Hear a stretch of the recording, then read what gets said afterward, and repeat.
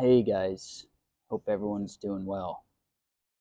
This is Cameron from Awakenpedia, and welcome to the video series of the Awakenpedia platform, uh, teachings that complement the written teachings, as well as audio, and really just to create a more comprehensive offering for everyone to assist them on the awakening journey. And that's what today I'll be talking about. It will be my awakening journey. Um, Not that I matter at all here in this, it's just by sharing my story in a raw, vulnerable, completely naked way, I think it may help others in the sense that they may relate to it and it may help guide them on their path and maybe just make them feel a little less crazy, which is great. Um, one thing to note with these conversations, they're completely unscripted. I have no notes. I don't take any, there's no research. There's nothing except you and I here talking. Um, Completely organic, natural conversation that is coming from the now and through the now, straight from the unknown. And I think that's the way it has to be when you're discussing spirituality, when you're talking about truth. You can't cultivate this at the level of mind. So the only way you can actually talk about these things is if they're coming from a place of truth, which is beyond the mind. So, and you know, if you watch any spiritual teacher or anyone else that is giving talks on this topic, you'll see that they do the same thing. You know, nothing is scripted. They sit there in stillness so that they can quiet the voice in the head, which is the ego voice, and therefore hear their inner voice, which is the voice of the higher self, the voice of God. Um, and then that wisdom, the essence, is channeled through them, and they are the medium that captures the essence. So in many ways, you know, this creation, all of Awakenpedia creations, all creations at all, on any level of existence, are not yours. They're not mine. It's already here. It's already been created. It's just being channeled through us if we can tune into the frequency. And so that's really what it means to be a co-creator. We're all co-creators. No one is creating anything completely on their own. We're all piggybacking off the pillars of this universe that lays the foundation through which creation happens. So anyway, I just wanted to mention that as a way of just setting the expectation for these chats, what they'll be like. I think they'll probably be anywhere from 15 minutes to an hour. None of it will be predetermined. If I have more to say, I'll say more. If I don't have more to say, I'll end it there. I'm really going to trust the higher power to help me determine, when to stop talking and when to keep talking. But today's chat is on my awakening journey. And it's always a hard topic to discuss because where do you start? The deeper you go into spirituality, the more you come to know that this current incarnation may and is likely just one of thousands of lifetimes. So of course we have to start where we can, which is in this lifetime, unless you're connected to the point where you can discuss past lives. I cannot. That's not where my domain of interest or expertise is. I like to use what's happened through the here and now as a way to determine and connect with the true nature of reality. But certainly, past life regression can be important and helpful. Um, so, I mentioned that to say because we come into this life in this form without having any true sense of where we were, what was happening before, past lifetimes, anything of that nature. And, um, we bring a karmic inheritance with us, which is an energy disposition. Our karma is what we come into this incarnation with, and that informs the nature of our dharma and how our life experience here unfolds. So, that's just something to note as you guys consider, how your life is being experienced and the things you've gone through and why you've gone through those, what you're here to learn in this current incarnation. But so I'm only going to focus on this lifetime of mine. I'm 28 years old now, and I'm going to start from where I can remember, and I'm just going to share my story with you guys, and let's see what happens. Let's see what comes out of it. I hope and aim that sharing this with you will be relatable to some more than others, depending on who you are and where you are on the journey. And that maybe it might plant a seed in you or inspire the awakening that your soul has been preparing for. It may just catalyze you to be able to lean in a bit deeper.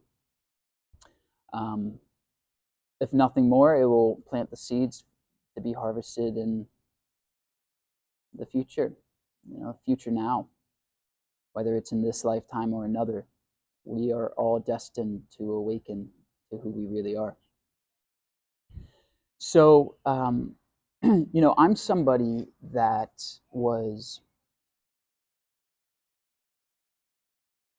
raised in a upper middle class home. I was very blessed and fortunate to have received many opportunities throughout my life. My parents were very loving, supportive. They invested in me and did everything they could to make me the biggest success that they knew possible, to give me the most opportunities and chances to make it in the world, as they say. And they sacrificed, as they would describe, a lot on their end to make this happen in order for this to be, as so many parents today do for their children. And so as a result of that, I was given a lot of opportunity, but I also was someone that just naturally excelled in this space of performance for a long time. I did very, very well in school, was always a straight A student.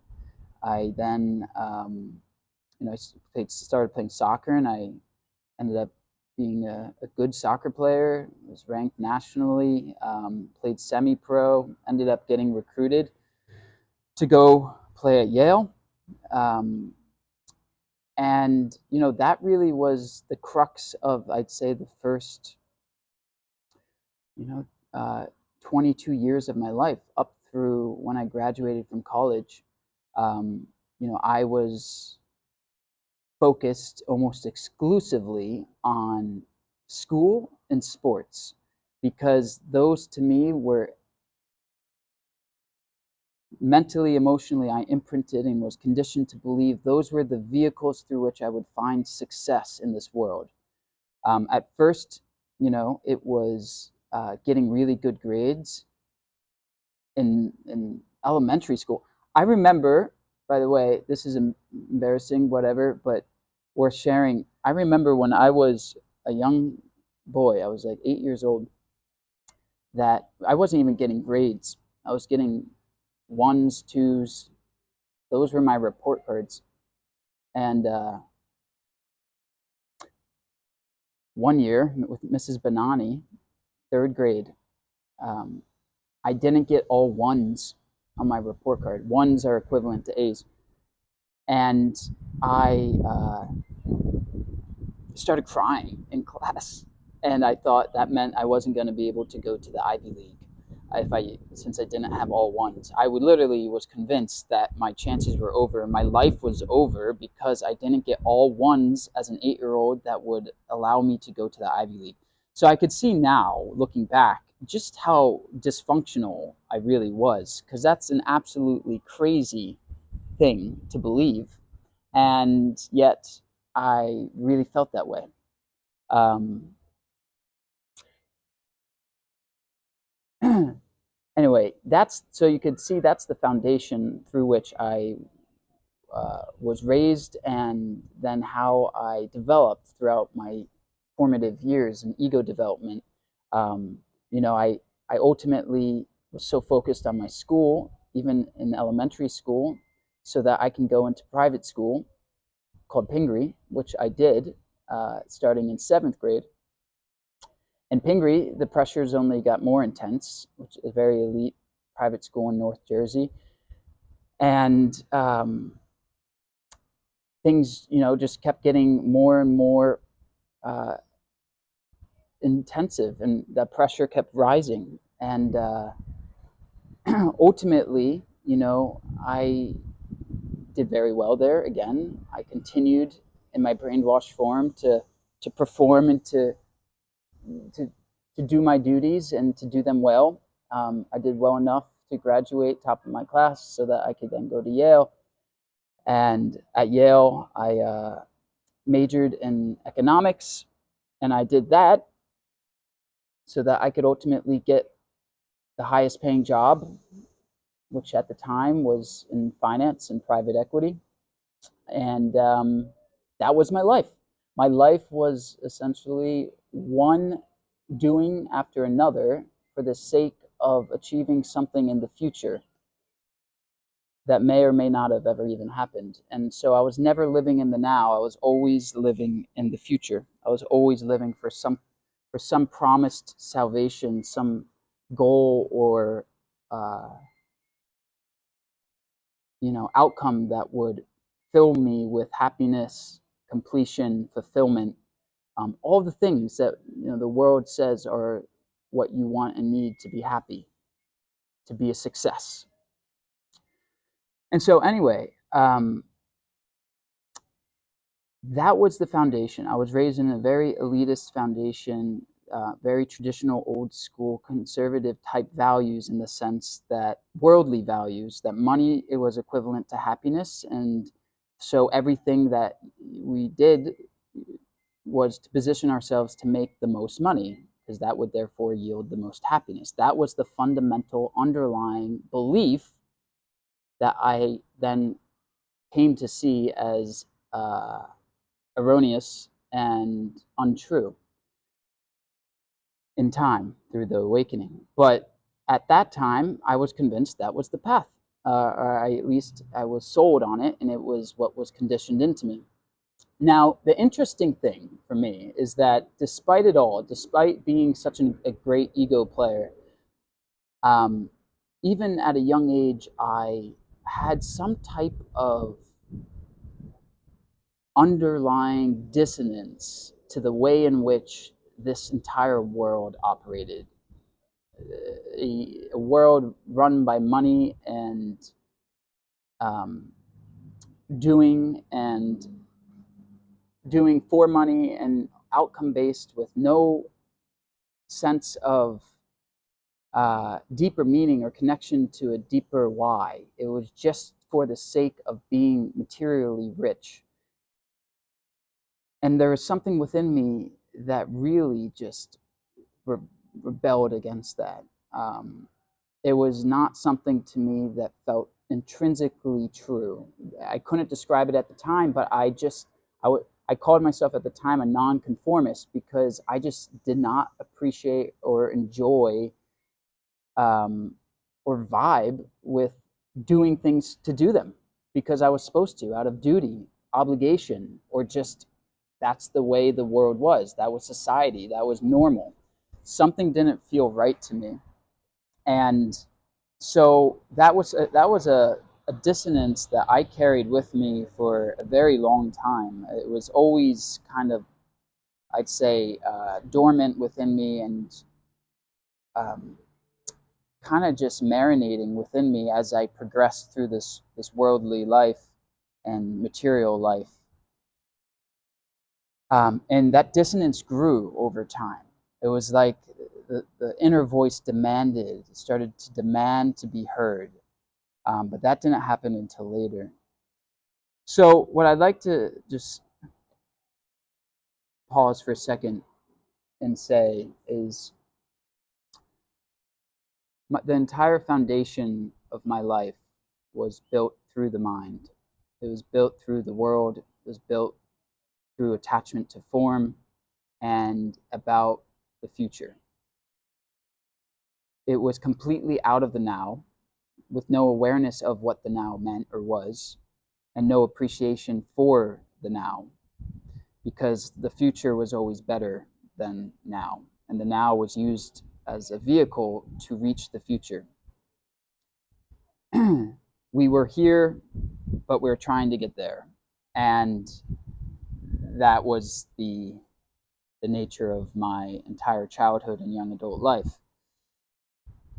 And then certain things happened that ultimately, I'd say, really led to the ballooning of my ego and really just led to me questioning the true nature of reality.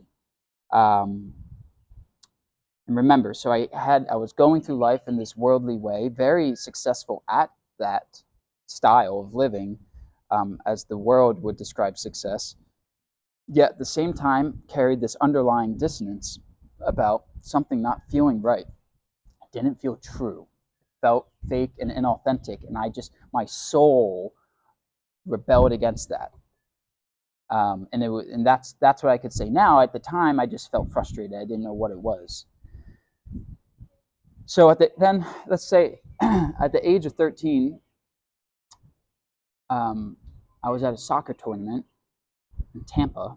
It was a very important soccer tournament. It was all about playing well so that I could get to the A team. I was 13. All in preparation to get recruited to play the college level. But nonetheless, I was 13 and at a tournament, and it was like midnight, and we receive a knock on the door, and we're in the random hotel, and it's a cop, and this cop says to my mom, "Are you Colleen McCullough?" She says, "Yes." He says, "May I come in for a second?" She says, "Okay." Of course, we're very confused. And he says that David, who's my dad, he was found dead, and he had taken his own life. I was 13. My mom was in her late 40s. My sister was 9 years old. I had an older brother too, 16 at the time. And so that just, I think, really shook the foundation on which I understood reality at the time. When you experience loss like that of any kind, whether it's a suicide or something sudden, it really sends your ecosystem into shock, because that which you identified through a family member, a relationship, a condition, a circumstance of life, when that collapses suddenly, it's like the rug is pulled from underneath your feet and you don't know who you are, because who you thought you were disappeared. And so, of course, at the time, I couldn't describe that. I didn't know what was really going on. But that's what happened. And it was a few months after that that I picked up a book by Ralph Waldo Emerson.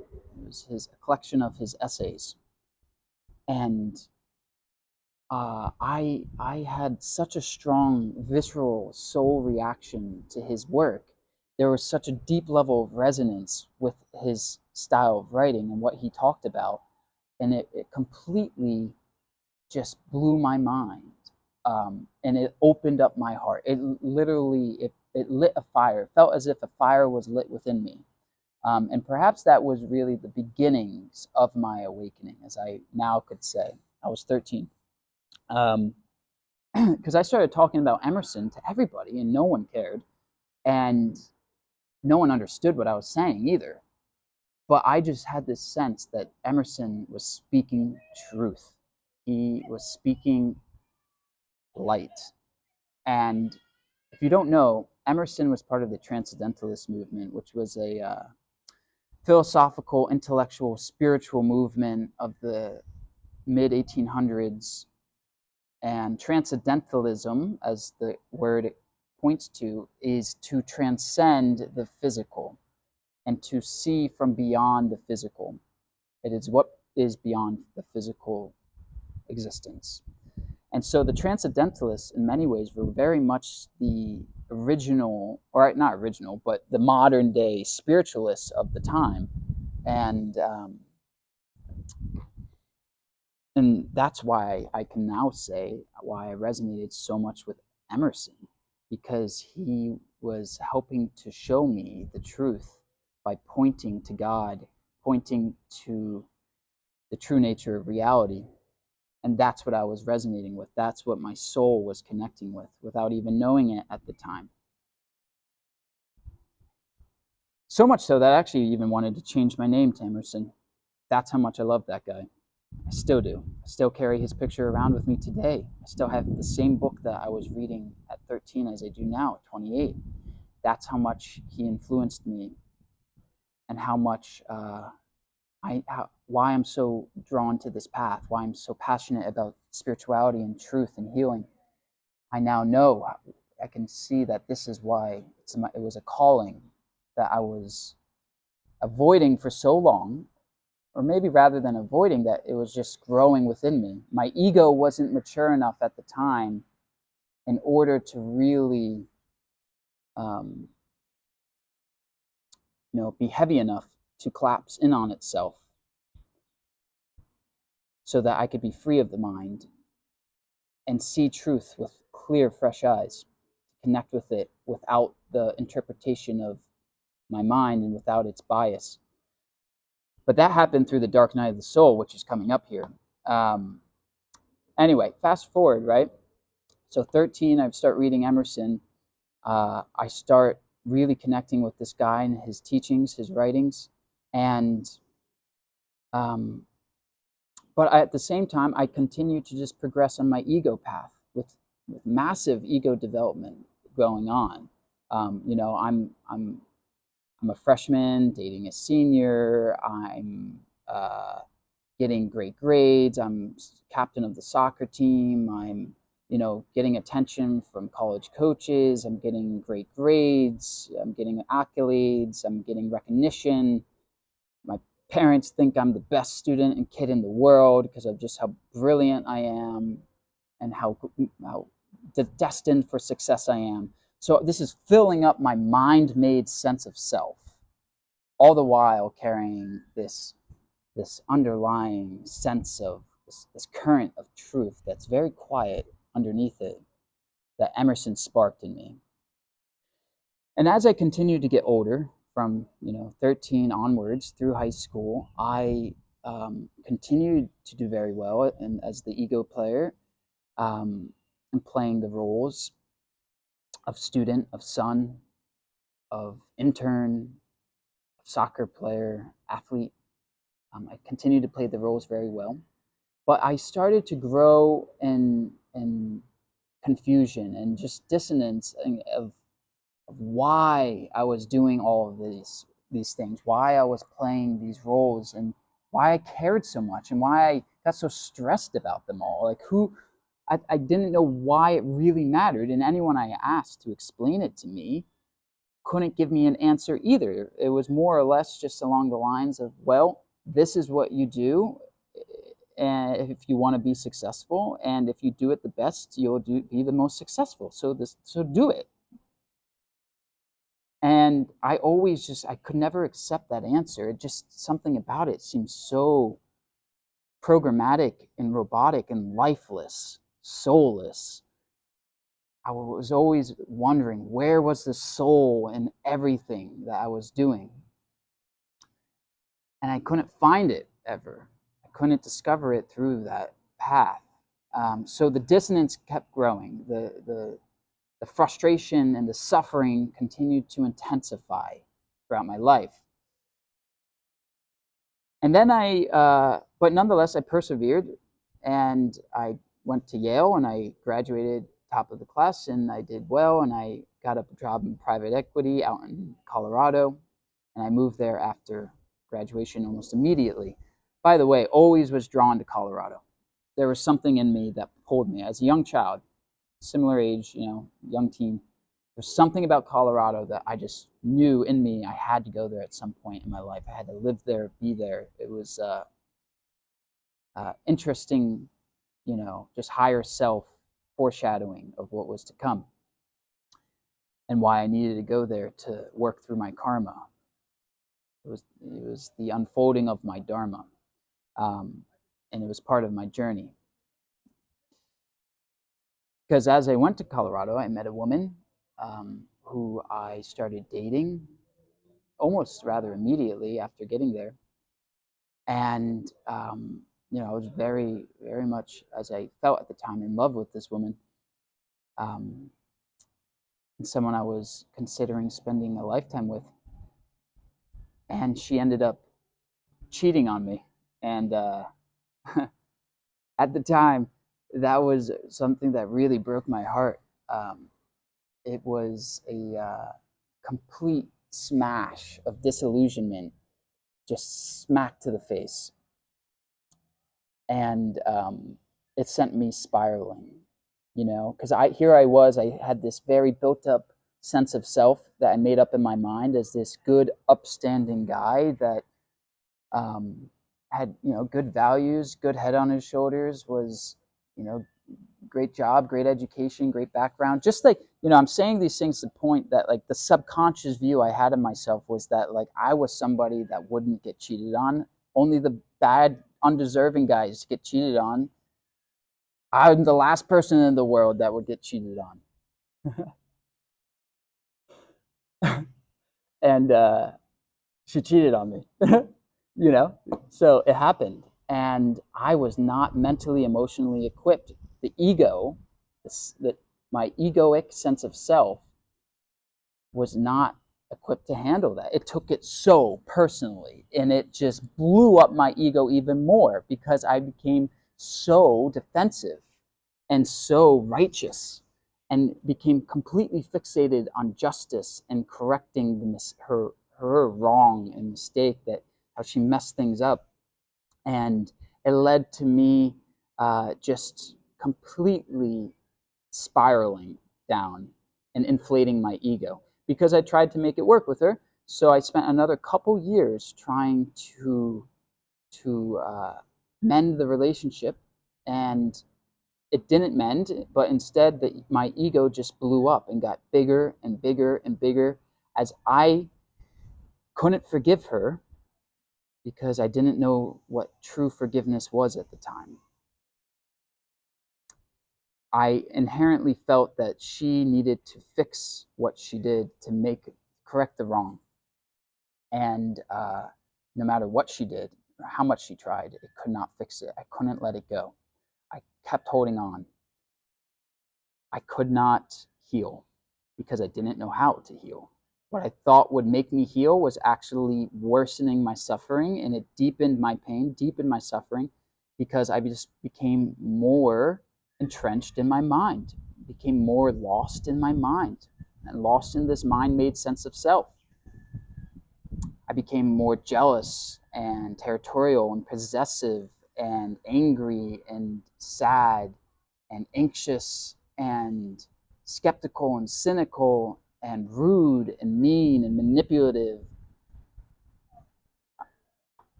Almost every negative emotional state you could describe is what I became, more or less, through this experience. And so the weight of my mind became so heavy, and the relationship became so toxic that I essentially had what the world would describe as a mental breakdown. But in the spiritual terms, it really was just the dark night of the soul. I was going through this process, very painful, confusing, frightening, disorienting, and destabilizing process that was the dark night of the soul, in which my suffering peaked and intensified to such a point where I was so lost. And this is where a lot of people are today. People are at this peak state of suffering. They don't know where to turn, how to heal, what to do. They just know that they're in pain. And it's such a pivotal moment on the awakening journey, because on the other side of this suffering, on the other side of the mountain of this suffering, the peak, if you just can get over that peak, is peace. And I promise you. So if you are going through this dark night of the soul right now, and you're suffering, hang on. Because there's usually two options at that point. You start considering pulling the plug on yourself and ending it all, or thinking you're ending it all. Or you accept your suffering, because it is what it is. You surrender to it, and you lean into the darkness. You lean into the void. You lean into the unknown. And if you do that, like it was for me, the doors of the divine may open for you, and massive peace will enter. Incredible stability, groundedness, and insight will come in to transmute your suffering into peace. And this is just how it works. And it doesn't make sense to the mind, because all of this is happening beyond the mind. So you have to let go of trying to understand this and figure this out. And that's what I did, right? So I feel so blessed and fortunate, and this is perhaps my karma. Like, why is it that some people take their life and other people don't? Some wake up, some decide to end it. That has to be a function of karma, which is, again, what we don't know coming into this incarnation. The point I'm trying to highlight here is that my suffering intensified so much because I was so identified with my mind, and it blew up. I was, every negative emotion, again, as I mentioned, is what became of me. And I was miserable. So confused, so lost. And I knew that I was the one that was creating all this nonsense. I was the one that was driving this misery that I was experiencing in myself. I knew that it was my mind that was creating this, because someone else who was going through the same exact situation as I was wouldn't handled it in the same way. They could have gone through, and many people have and do go through it with more equanimity, with more peace. They didn't want to have such a massive ego blow up. And so I knew, as a result of that, it was my interpretation of the events that was causing my suffering. So I knew it was me that was the problem. I started to come into that, where it was like, I realized that I was the issue. I was the one causing my own suffering. And that's a very pivotal moment, because that's when you start to take responsibility. for your consciousness. And as consciousness is life, that's taking responsibility for your life, the beginning of taking responsibility for your life. And that's when things started to change. That's when I really started to go through this dark night of the soul, which is this metamorphosis from caterpillar into baby butterfly, this arduous, challenging, intensive process of change, crossing the river.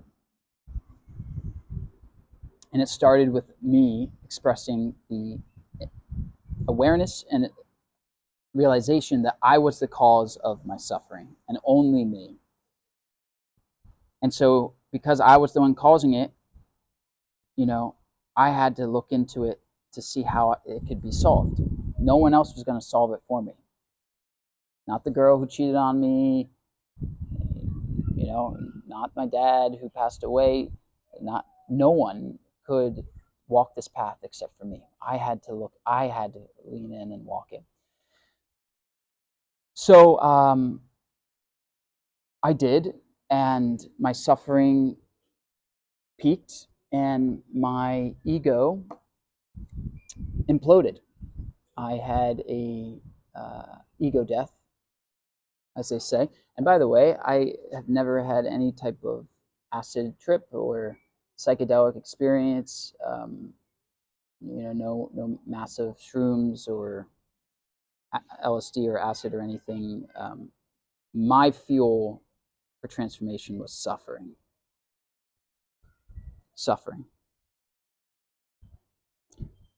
Suffering that ultimately transmuted into insight.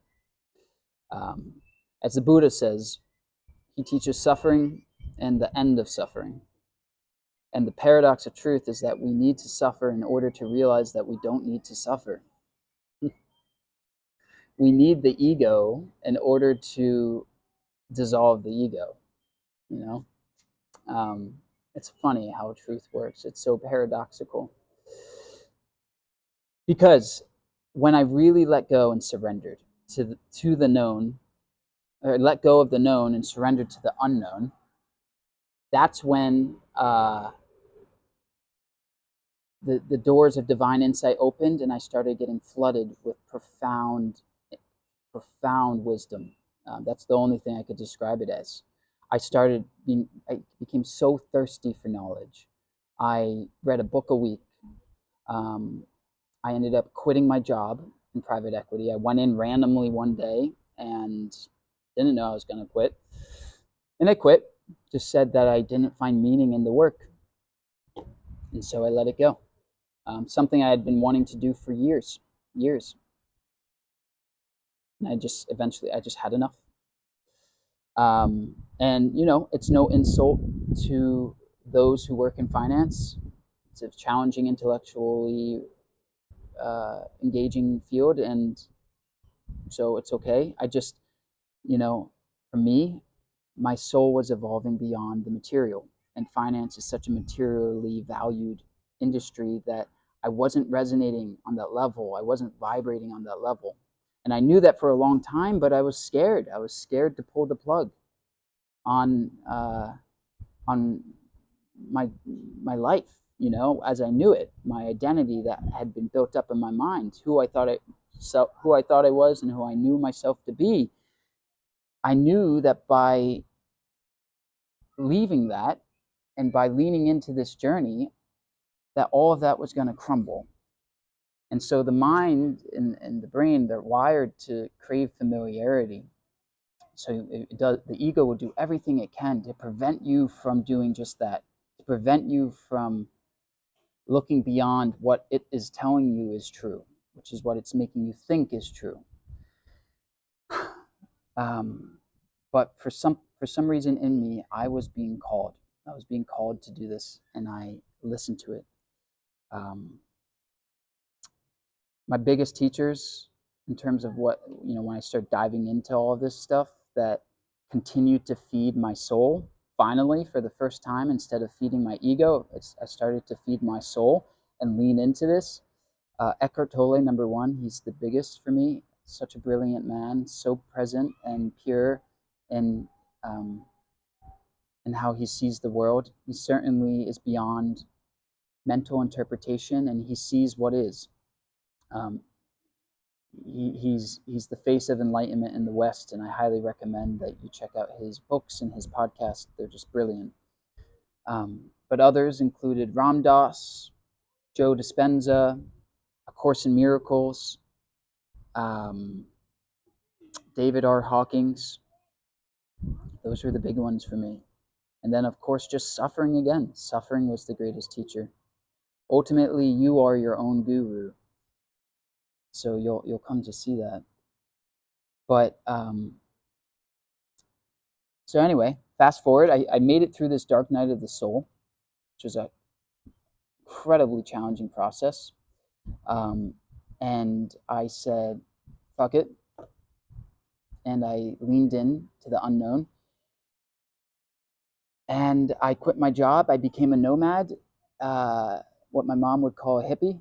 And I got in the car and I drove south. Why not? Didn't know what was going to come from it, didn't know what was going to happen. I just knew that I needed to step into courage, into authenticity, so that I could get comfortable in my own skin, because I was not comfortable in my own skin. And I wasn't comfortable in my own skin because I didn't know who I was. How can you be comfortable in your own skin when you don't know what your skin is, who you are, when you have no truth that's informing your view of the world, of reality, you know? So I essentially was set on a quest of self-discovery. Classic eat, pray, love moment of sorts, where I went on my own hero's journey and coming of age story, where I really started to transcend my conditioned mind and to liberate myself from it through massive influx of awareness and presence. I read a book a week.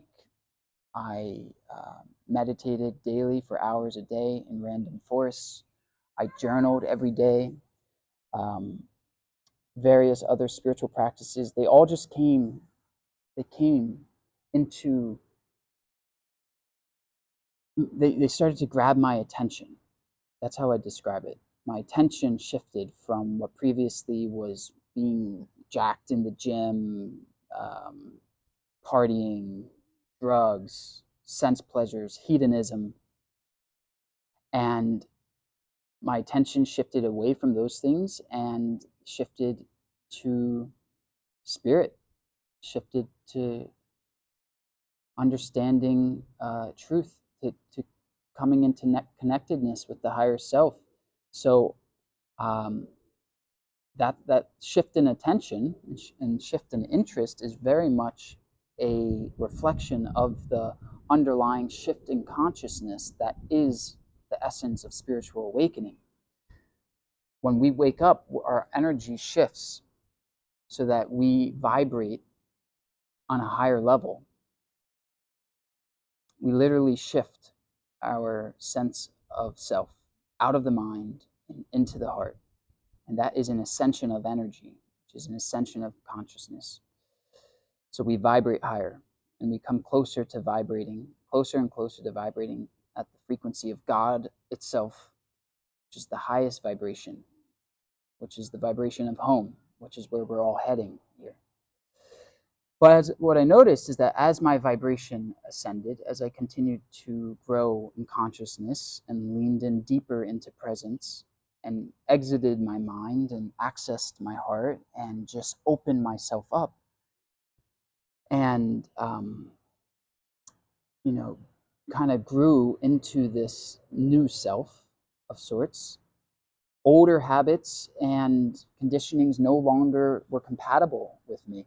I was addicted to alcohol, and nicotine. Those are my two biggest ones. Adderall, Percocet, various other drugs at various times. And all of those addictions, which I had been carrying with me for decades, essentially just melted away. I had tried to quit them on my own, using my own will, for years. And every time I tried to stop, a stressor, a trigger, something came back, and it just it made me relapse, essentially, back into drug use, back into numbing. And that's what happens, why a lot of people, in rehab and addiction treatment, why they continue to relapse, is because they're treating at the level of symptom and not at the level of cause. Addiction is simply an attempt to numb the pain that you are unwilling to face with authenticity, with courage.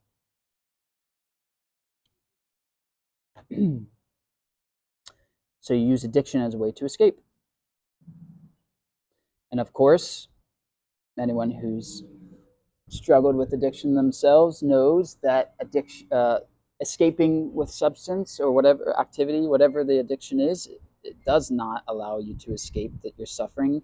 And in fact, paradoxically, it reinforces the entity that causes your suffering.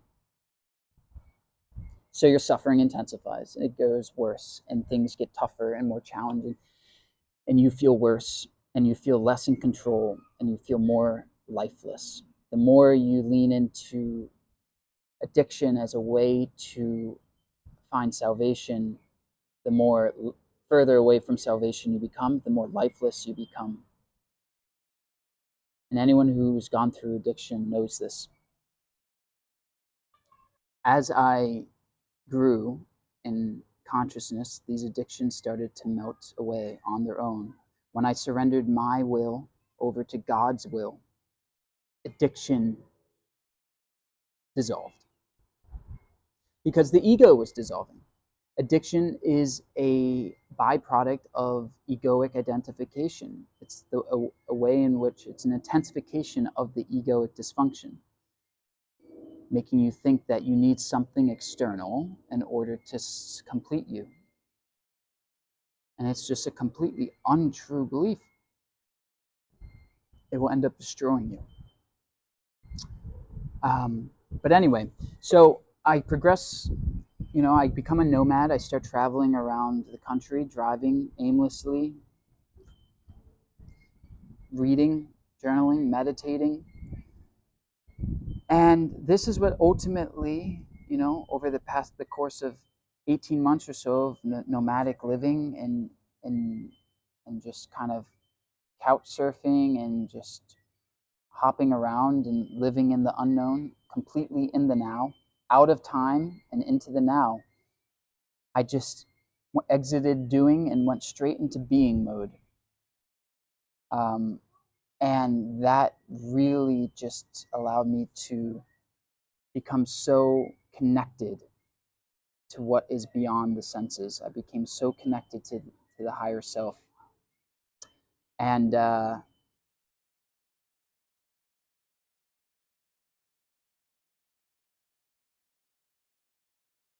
it's this journey, this ascension of consciousness, this liberation from the mind, this course correction out of conformity, out of unconscious conformity and into conscious non-conformity, that Awakenpedia was born. Ultimately, all of these writings that I share with you now and these teachings have been born out of this transformation, born out of this liberation from my mind, so that I can quiet the voice in my head and connect and hear the inner voice, which is the voice of God, so that I can channel the insight that's being shared. And I can channel that and share it with all of you through stillness. And there's actually, I'll share a very quick story that I think is important to highlight here, about how this writing actually was catalyzed, like how this happened. The journey, of course, the spiritual transformation, of course, is is the ultimate catalyzing agent, the shift in consciousness. But I did have a very serendipitous experience, transcendent experience, that as well is really what quite literally lit a fire in me. That is what birthed this. So one night I was driving home from Charleston, from the beach, driving home from the beach in Charleston, and it's a beautiful night, not a cloud in the sky, no rain, no condensation, nothing, just a perfect clear summer night. Or actually, sorry, no, it was a perfect clear fall night. It was in October.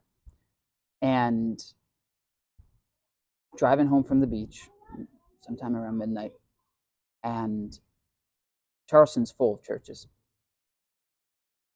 But there's this one church I'm driving by, and I look over and I notice that it is submerged in a cloud, like a full, massive cloud that's submerging only this church. There's no clouds anywhere else.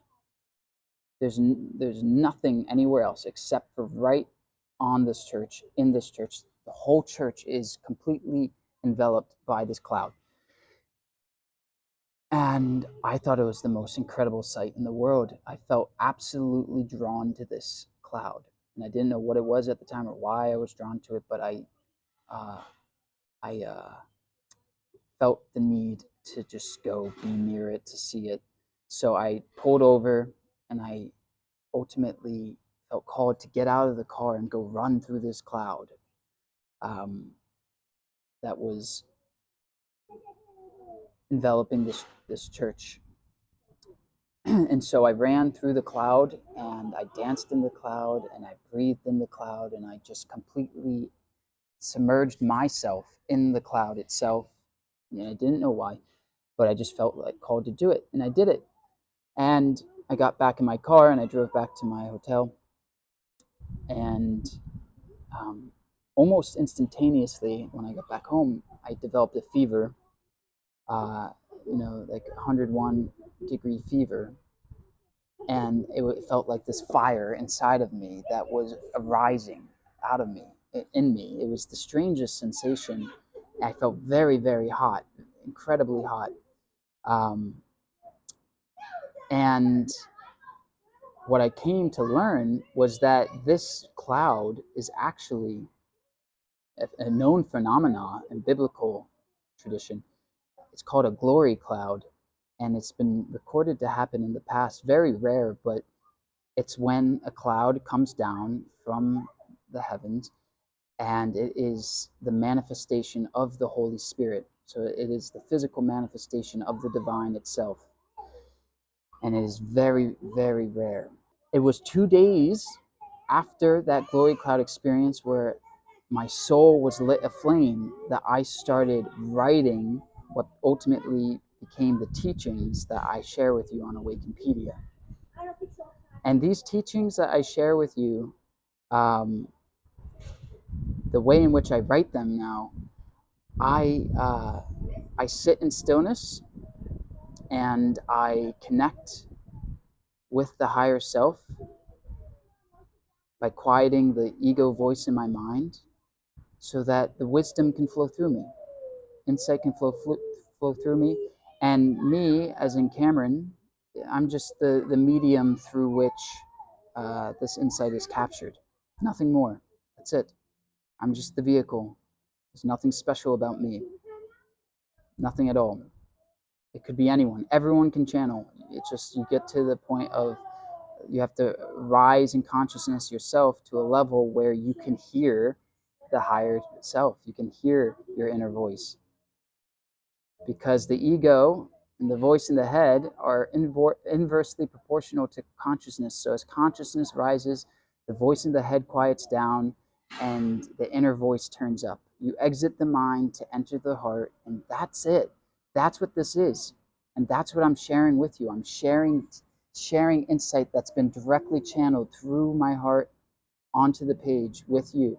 And the aim of Awakenpedia, the whole mission here, the purpose of this all, is to help save as many people as I can. I'm not doing this for the money, for material rewards. Of course, I ask for a humble fee because it's my full-time job and I need it to continue to exist as a human that has to eat and survive, right?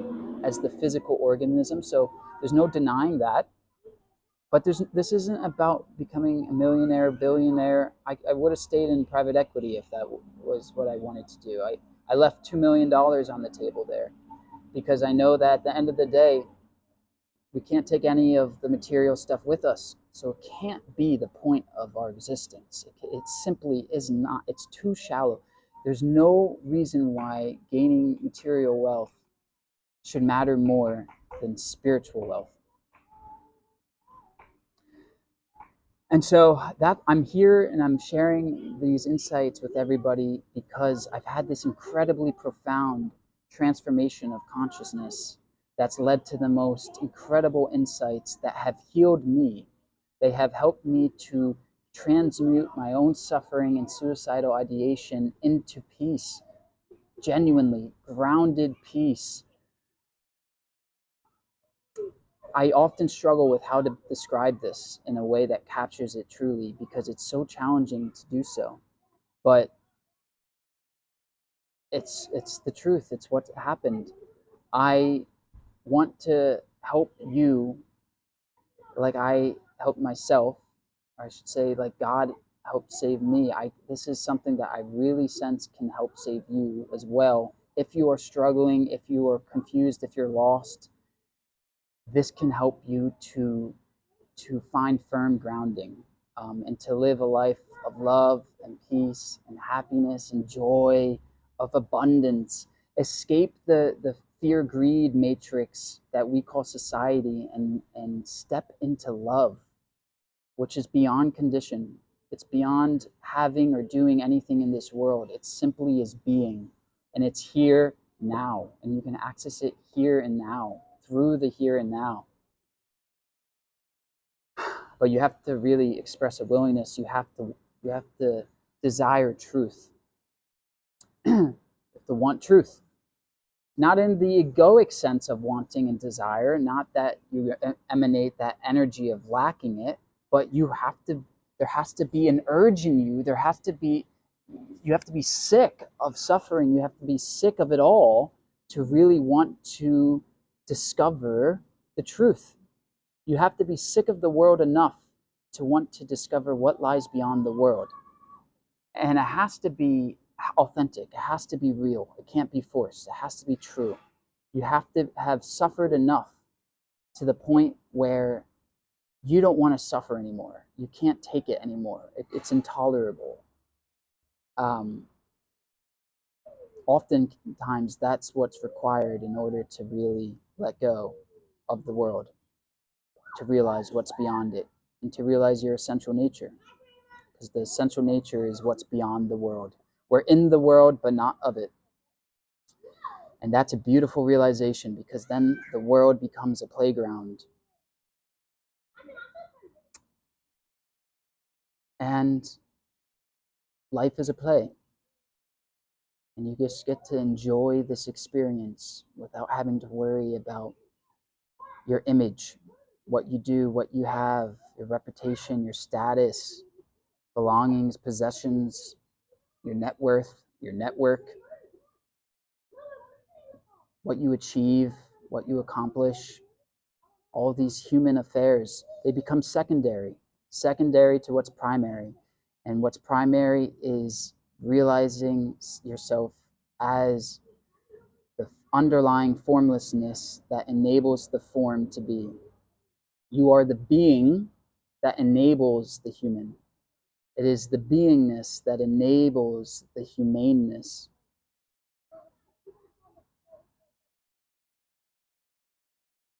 That's what's fundamental here. You realize that you are a spiritual being having a physical human experience. And you know that not on the level of mind as some type of intellectual exercise to accept, but you know that as a fundamental, essential, universal truth that we do not come of this world. We're not of this world. We're in it. We're here. We have a body. We have a mind, but we're not of this world. We're of the stars. We're of consciousness.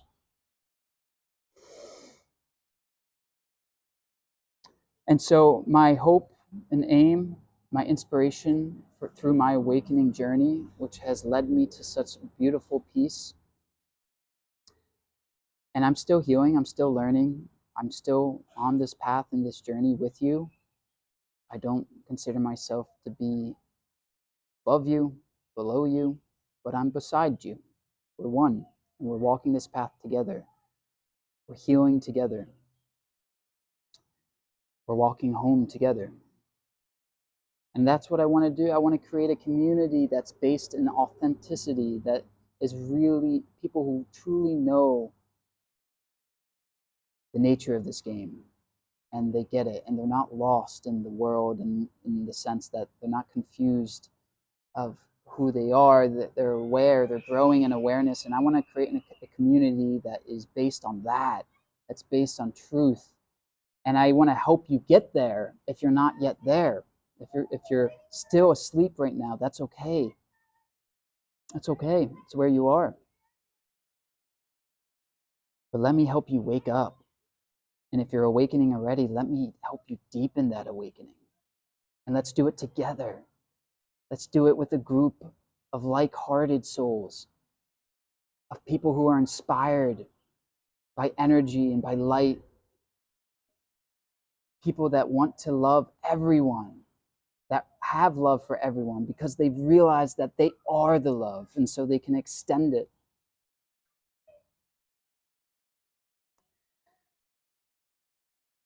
I want Awakenpedia to be a beacon of light for those who are lost in the darkness.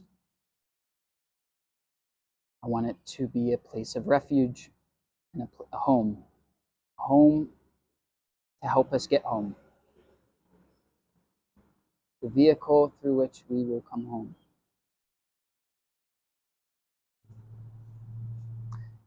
To do it together as one makes the journey so much more enriched, so much more enlivened. It's about connection. It's about seeing each other for who we really are as one.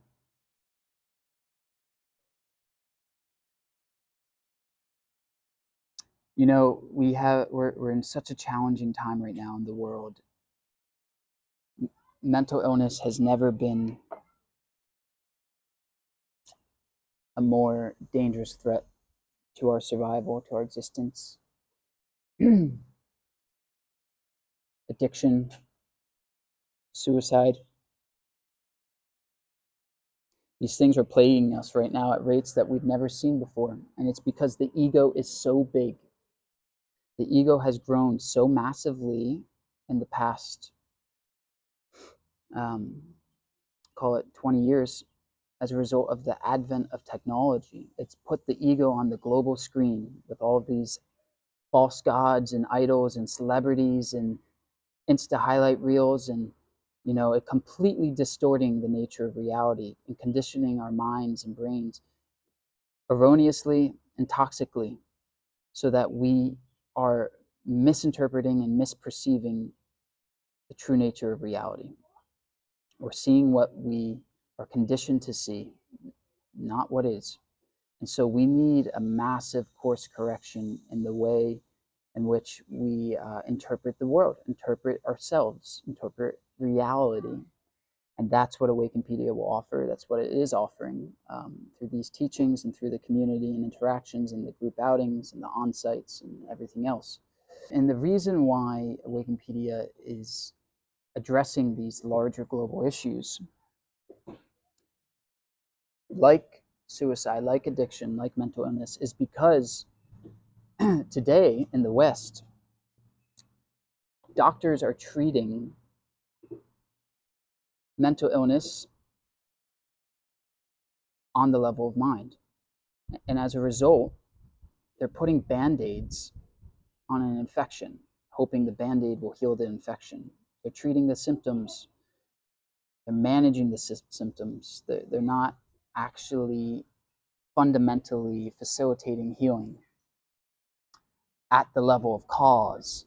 And the level of cause, the cause for the illness we experience in our minds and in our bodies that cause us to want that, to form addictions, to numb our pain, and to want to take our life, is a disconnectedness from source, a disconnectedness from spirit. Our connection with spirit has been severed, and we are a lost world right now. We are lost in the world, believing we are of it, confusing our essential selves, the nature of who we are, with something separate, physical, and finite, which is simply untrue. And because that's what we believe who we are suffering, we're sick, and our sickness is manifesting in various forms: depression, anxiety, schizophrenia, these different things, addiction to various drugs and activities as a way to find happiness and peace. The answer is simple. The answer is about restoring our connectedness with God. Call God what you want: higher self, source, home, frequency, the highest frequency that exists. It's about restoring connectedness with wholeness. And when we connect to wholeness, which is, that eternal, infinite self, that energy frequency heals us because it's whole. And so it corrects the misperceptions and the trapped energy that we carry in our bodies through the mind-made self, through the ego. It releases the trapped energy that's making us sick. So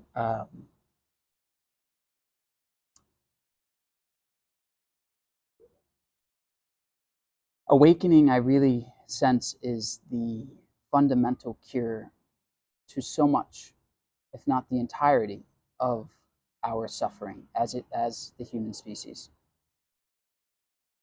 By waking up and releasing ourselves from who we're not through realization of who we are, we can dissolve the entity that causes and perpetuates our suffering, which is the ego. And when the ego is dissolved or dissolving, as it's dissolving, we will still notice increases in our level of peace and our stability, our groundedness. All of that, it's gradual, right? So as the ego is dissolving, we will be growing into peace.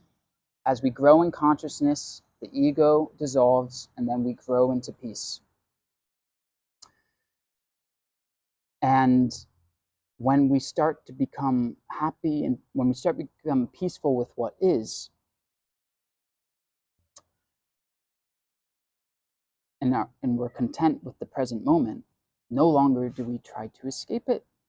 No longer do we need addiction to fill the now, to fill the void of that missing link of connectedness. No longer do we feel we're missing anything. So we want to remain unaltered. We want to remain pure.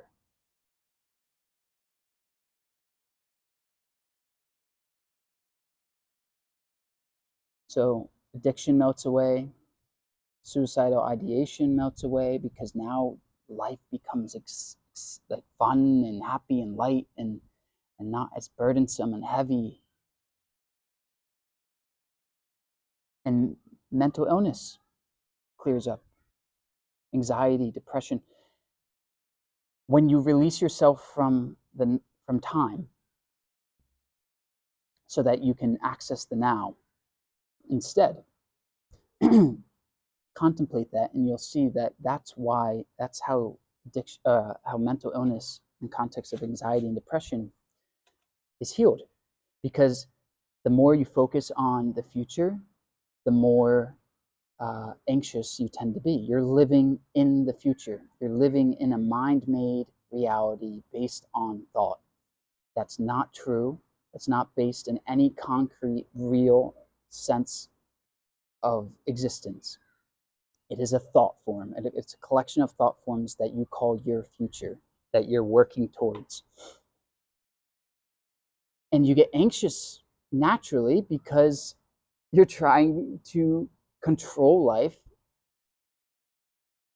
to create that outcome. And if it doesn't happen as what you're trying to make happen, you get stressed, you get anxious. The future, you're using the future to define your sense of self. And you get anxious because that's outside of your control. Same thing for the past. Now, when you're in the past, you're living in what's already happened that you can't change. It's already happened. It's the past. And so, but you don't know that, you forget that, so you're living in resentment, in bitterness, and depression because of what's happened. And you're using the events that have happened, life situations, to define your sense of self. You're mistakenly using life situations to define who you are instead of life itself to define who you are. You're confusing life with a life situation. And so awakening is the process in which you rise out of time and into the now. You exit the past and future to reside in the eternal now. And when you do that, you enter the timeless dimension.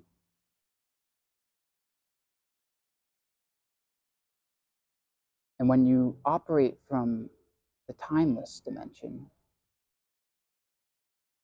life becomes easy, beautiful, because you're not trying to control the future and you're not regretting the past.